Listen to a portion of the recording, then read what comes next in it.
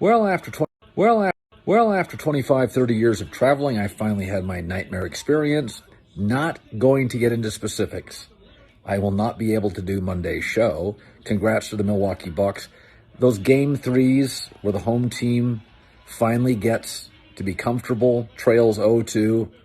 You kind of liked Milwaukee tonight. You did, I did, I think everybody did. Not a surprise. Game 4 really feels like the series. And I like Phoenix.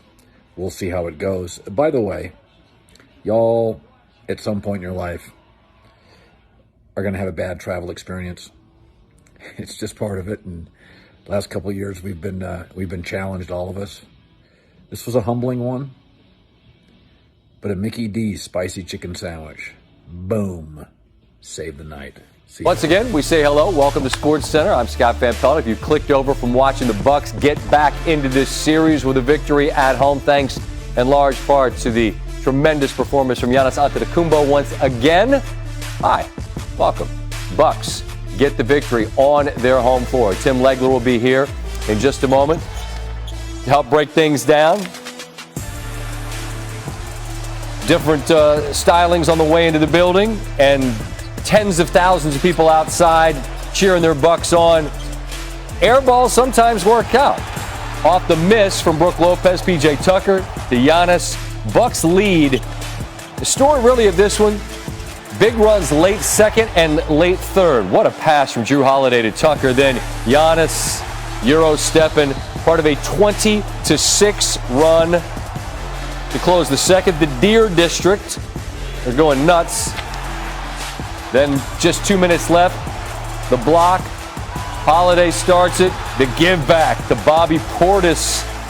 Beautiful passing. Holiday, Middleton, Holiday.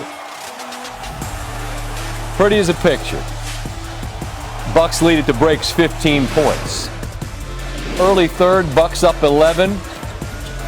Giannis, Euro stepping to a wide open space. Then it's kind of a mad scramble. The other night, Tim Legler, who's sitting right across me, we talk about those 50-50 balls. There were 4 Suns in that picture, 1 Buck. The Buck got it. Hold on now. I don't think anybody was ready for this one. Cam Johnson absolutely attacks the rim. P.J. Tucker, he thought it was a block, or charge, I should say. The block was called and the hammer was dropped, and then that's what we're used to seeing Johnson do. He buries a 3. It's a 4-point game, but the Bucks have an answer. Jrue Holiday, another 3, leads back to 14. Then Giannis. No. Giannis. Yes, and the foul. Had a good night from the free throw line as well, without 20,000 people fast counting him. Giannis with 34 and 12 through 3 quarters. Then right before the end of the quarter, Pat Connaughton. All 3 of these, and it's a big run late third. And the Bucks now lead by more than 20. Giannis one more time gets around Jay Crowder. Back-to-back 40-point, 10-plus rebound games. He goes for 41 and 13 in this one. They get the 20-point victory.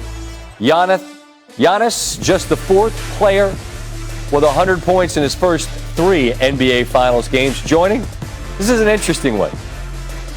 Kind of an eclectic mix. You got Rick Barry. Obviously, they did some great things there by the Bay. Allen Iverson. Willis Reed. Speaking of legendary stuff in the finals. And now Giannis Antetokounmpo, 103 points in his first 3 NBA Finals games. Bucks are on the board. Tim Legler joins us, and you see the scene over our shoulder there. Been waiting a long while for a finals appearance there in Milwaukee, and they're enjoying defending home floor tonight. We talk so much about adjustments and what has to happen. What happened in this one that allowed the Bucks to play and not just win, but win in pretty dominant fashion? A lot of things went right. And if you think about it, coming out of game 2, one of the things we were focused on, Jrue Holiday and Chris Middleton offensively, where were they?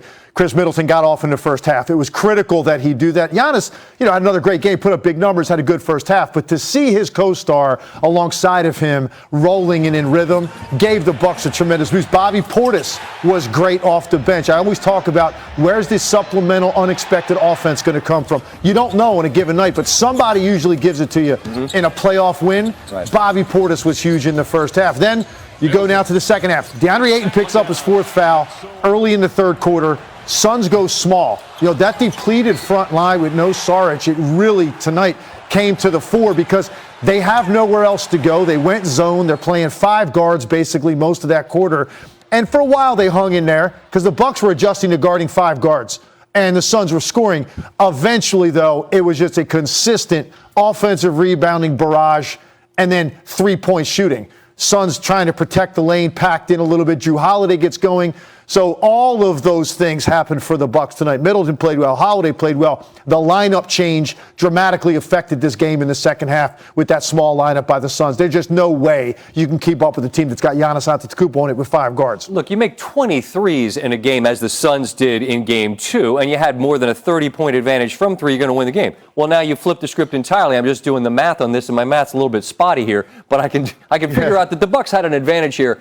And that's going to pivot from game to game. But you're not going to have a replacement for Saric and Ayton if he's in foul trouble. There's zero answer for Giannis. So if you're the Bucks, what are you taking from this game that you think, you know what, however long this series goes, we've got some things we can lean into here? Yeah, I think they're going to go and they're going to look at this tape and they're going to see that with the pace that they played with put so much pressure on Phoenix initially.